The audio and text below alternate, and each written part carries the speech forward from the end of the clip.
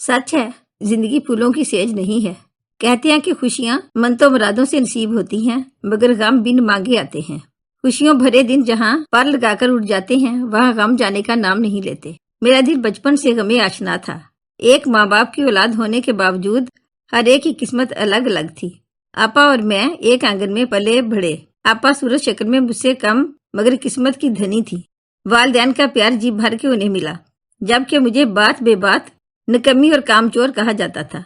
उनको सताइश और मुझे झिड़कियां मिलती थी, हालांकि वो हुक्म चलाती और मैं काम करती रहती थी। वक्त गुजरता रहा और हम दोनों बहनें हंसती रोती लड़ती झगड़ती बड़ी हो गईं। इन दिनों वाला साहब खुशहाल थे, साहब हैसियत थे। आपा का रिश्ता एक मालदार घराने से आ गया। लड़का खूबसूरत, पढ़ा लिखा और अफीसर था। ऐसा रिश्ता कौन ठुकराता है। आपा वसीम भाई की दुल्हन बनकर रुखसत हो गई। ससुराल अमीर कबीर था। वहां जाते ही आपा की ईद हो गई। पहले ही दौलत की रेल पेल थी। आपा के कदम रखते ही दूल्हा बाई की तरक्की हो गई। ससुराल के कारोबार में चार चांद लग गए और दौलत छप्पर फाड़कर बरसने लगी। आपा सोने में पीली हो गई। जब मेके आती बड़ी सी गाड़ी में, हम सब उनकी किस्मत पर रश करते। कहने को हम सगी बहनें थी, मगर हमारे मिजाजों में इतना फर्क था जैसे दरिया के दो किनारे होते हैं। मैं हसास और वो बेनियाज, बल्कि बेहिस कहूँ तो बेजाना होगा। आपा की शादी के 2 साल बाद अब्बा जान वफात पा गए। वो घर के वाहिद कफील थे। जब कफील ना रहे तो खुशहाली साथ छोड़ जाती है। रफ्ता रफ्ता हालात बद से बदतर होते गए। अम्मी के कांधों पर सारा बोझ आ पड़ा। मैं बिन ब्याही थी और दोनों भाई अभी छोटे थे। वो पढ़ रहे थे। अल्लाह भला करे मामू का, इन बुरे दिनों में वो साथ ना देते तो हमारे घर का चूल्हा भी ना जलता। आपा 3 बच्चों की माँ बन चुकी थी, मगर अभी बाकायदगी से मेके आती और हमसे अपने छोटे बच्चों की खिदमत लेती। आपा अपनी खुशियों में मस्त थी, अपने ख्वाबों में गुम थी। किसी के दुख सुख से उन्हें कुछ इलाका ना था। नित नए मलबूसात और जेवरात से लदी फंदी हमारे यहाँ जितने दिन चाहती कियाम करती। अच्छा खाती, खूब हंसती। हम भी बुझे हुए दिलों के अंधेरे दिल में दबाकर उनके साथ हंसते। हम उनके बच्चों के लिए खाना बनाते, उनको नहलाते, खाना खिलाते और वो लंबी तान कर सोती रहती। अम्मी को इनके लिए कई बार पास पड़ोस से कर्ज लेना पड़ता। आपा को कभी ख्याल ना आया कि माँ अब बेवा हो चुकी है, भाई छोटे हैं और कमाने वाला कोई नहीं है, तो फिर ये मुर्गियां रोस्ट करके मेरे बच्चों के आगे कैसे रखती हैं। इनकी गुजर बसर अब्बा के मरहूम हो जाने के बाद किस तरह हो रही है, उन्होंने कभी झूठे मुंह ना पूछा। अम्मा तुम्हें कुछ चाहिए, जबकि इनका पर्स हर वक्त नोटों से भरा होता, मगर हमारे लिए कभी इस पर्स का मुंह ना खुला। जैसे उनका एहसास मर गया था। मेके में आकर आराम फरमाने और बस अपने हलवे मांडे से काम था। अम्मी से कहती, इतना कर्ज चढ़ गया है, कब और कहाँ से उतारोगी। मामू तो इतनी मदद करते हैं कि हमारी दाल रोटी पूरी हो जाए। आपा को एहसास नहीं, अम्मी जवाब देती। मायरा तुम नहीं जानती जो मैं समझती और जानती हूँ। मेरा दामाद अमीर आदमी है, अपनी गुर्बत के दाग उससे छुपा लूं तो इसी में इज्जत है। इज्जत का चेहरा यहाँ हो जाने से तुम्हारे लिए किसी अच्छे घराने का रिश्ता ना आएगा। अम्मी का ख्याल था कि दूल्हा भाई अपने जैसे किसी अफसर का रिश्ता मेरे लिए तलाश करेंगे, लिहाजा अपने हालात उनसे छुपाने चाहिए। आदमी आदमी के पीछे भागता है और कुछ नहीं मिलता, उल्टा इज्जत कम होती है, अपनी नजरों में और दूसरों की नजरों में भी। अगर इतना सर वो अपने अल्लाह के सामने झुकाए तो उसके दिन जरूर फिर जाए, मगर अम्मी की समझ में ये बात ना आती। वो अपने अल्लाह के आगे दामने मुराद फैलाने की बजाय बेटी और दामाद के सामने दामन फैलाने का तस्वर बांध कर उनकी खुशनुदी में लगी रहती। उन्होंने हमारे हिस्से का खाना भी उनके पेट में उतारा, मगर उन्होंने खा पी कर यही जाना कि यह हमारा हक था। आपा जब आती, अम्मी उनसे मिन्नत समाजत करती कि तुम बड़ी बहन हो और अच्छे घर की बहू हो, छोटी बहन के लिए रिश्ते की फिक्र तुम्हें करनी है। जी अम्मी आप फिक्र ना करें, हम जरूर कुछ ना कुछ करेंगे, वो जवाब देती और चली जाती। इन दिनों मामूली रोजगार वाले लड़कों के रिश्ते मेरे लिए आए, मगर अम्मा ने इनकार कर दिया कि इसकी बहन आप ही कोई आला रिश्ता ढूंढ कर लाएगी। जाहिर है एक बेटी दौलतमंद घर की बहू थी तो माँ को यही चाह थी कि दूसरी भी अमीर घराने में जाए। आपा यूं ही मेके आती जाती रही और वालदा उनकी तरफ मेरे रिश्ते के लिए आस भरी निगाहों से देखती रही, मगर इन दिलों में तेल था ही नहीं। एक दिन ऐसा आया कि मेरे सर में चांदी उतर आई और माँ मायूस हो बैठी। अब मेरी माँ को यकीन हो गया कि मायरा को कतई रिश्ता कराने में दिलचस्पी नहीं है। मुझे तो पहले से पता था, मगर माँ की आंखों पर अरसे तक खुशफहमी की पट्टी बंधी रही थी। अब अम्मा ने पास पड़ोस में क्या सुनकर एक रिश्ता ढूंढ निकाला। लड़का मेरा हम उम्र और मामूली मुलाजिम था। जल्दी में उसी के साथ ब्याह दिया और मैं सब्र शुक्र करके अपने घर रुखसत होकर आ गई। एक वक्त था कि आपा की जिंदगी को आइडियल जानकर बहन और इसके शोहर की पूजा करती थी। शायद उनकी वसातत से مجھے بھی ان کے جیسا گھر اور زندگی نصیب ہو جائے، میں بھی کسی شاندار کوٹھی میں بہو بن کر جاؤں، اور پھر شادی کے بعد بڑی سی گاڑی میں گہنے پاتوں سے لدی پھندی میکے کی دہلیز پر اتروں۔ مگر یہ میری خام خیالی تھی کہ یہ اپنی قسمت ہوتی ہے۔ ایک ہی ماں باپ کے بچے ہوتے ہیں، مگر ہر کسی کی تقدیر جدا جدا ہوتی ہے۔ شادی کے کچھ دنوں بعد تک دل بھاری رہا۔ شوہر کا معمولی سا گھر تھا، دونوں وقت دال سبزی پر گزارا ہوتا۔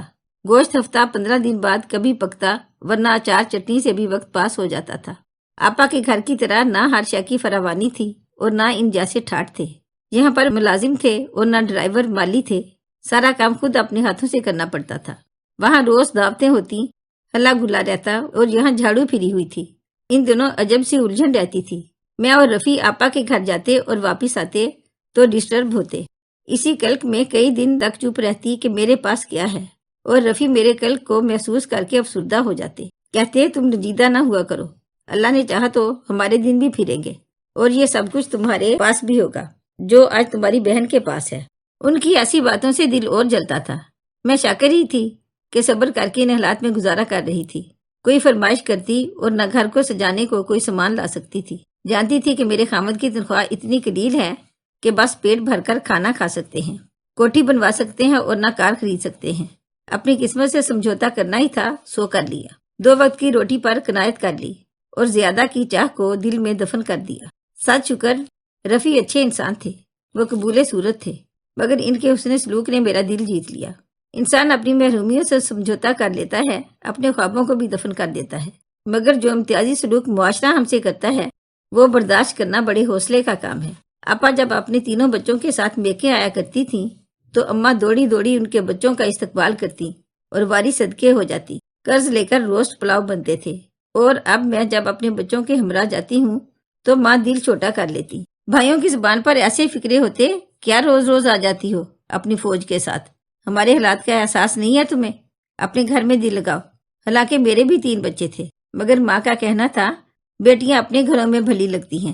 ایک میکے کی بات نہیں، سبھی رشتہ دار آپا کے دیوانے تھے، ان کی دعوتیں کرتے تھے۔ چھوٹے موٹے کام نکلوانے کو بالآخر افسر ہی کام آتے ہیں۔ میکے میں جو سلوک میرے بچوں کے ساتھ ہوتا وہ آپا کے بچوں سے مختلف ہوتا۔ انہیں ہم پر واضح برتری حاصل تھی۔ آخر ایک دن میرے بچوں کو احساس ہو گیا کہ ان کو نانی اماں کے گھر نہیں جانا چاہیے۔ وہ باشعور ہو گئے تھے اور احساس کمتری ان کو ستانے لگا تھا۔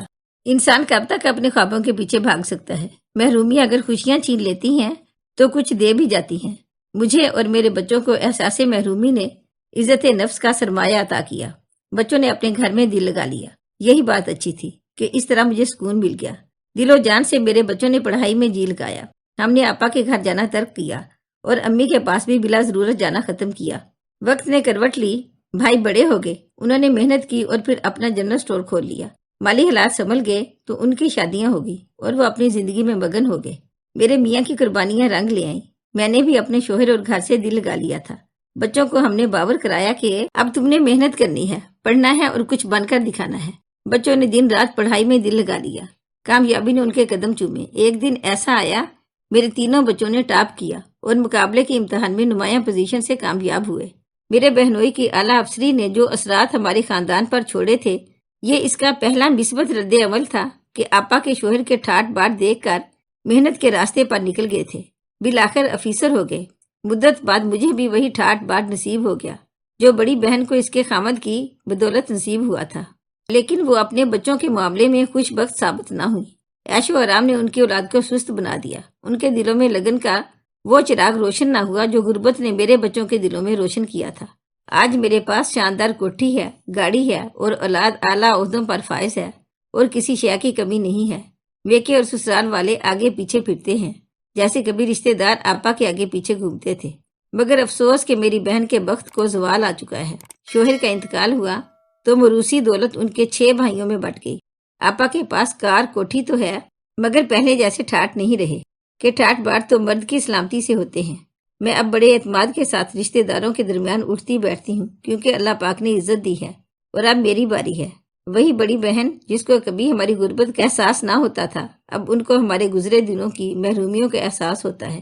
کہتی ہیں مائرہ واقعی مجھ سے غفلت ہوئی ہے، اپنی خوشیوں میں کھو گئی تھی، اپنوں کے دکھ کا احساس نہ رہا تھا۔ کوئی بات نہیں آپا، انسان کو اس وقت تک کسی کے دکھ کا احساس نہیں ہوتا جب تک اس کا اپنا دل غم آشنا نہ ہو جائے۔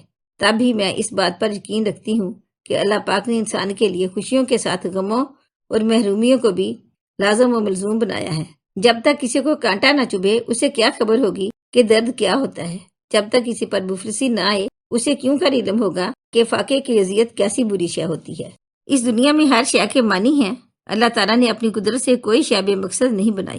بے شک اس رب العزت کی بنائی ہوئی کائنات کا یہ سارا نظام بے نقص اور مکمل ہے، مگر یہ انسان ہی ہے جو اس کی مصلحتوں کو نہیں سمجھتا۔ اگر آپ کو ہماری آج کی کہانی اچھی لگی ہو تو پلیز اسے لائک کریں، شیئر کریں اور مزید اچھی کہانیوں کے لیے ہمارے چینل کو سبسکرائب کریں۔ شکریہ۔